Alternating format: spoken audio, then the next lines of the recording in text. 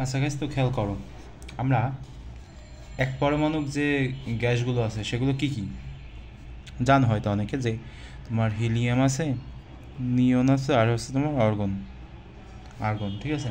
আচ্ছা, তো এগুলোর যে স্বাধীনতার মাত্রা সেটা কত?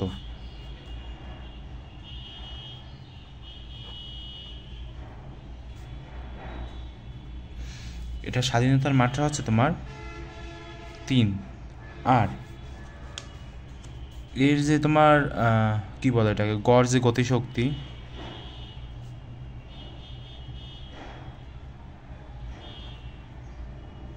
জাস্ট শুধু এই যে এক পরমাণু, মানে এক পারমাণবিক গ্যাসের বেলায়, ঠিক আছে, অন্য কোনো কিছুর বেলায় না কিন্তু। এরকম যেগুলো আছে হিলিয়াম, নিয়ন, আর্গন, এগুলোর বেলায়, এগুলো ছাড়া কিন্তু অন্য কোথাও এই সূত্র ব্যবহার করতে পারবা না, যে 3/2 KT, ঠিক আছে। এটা এটা তখন ব্যবহার করতে পারবা। এগুলো কোথায় আসে ভাই? এগুলো হচ্ছে তোমার MCQতে আসে।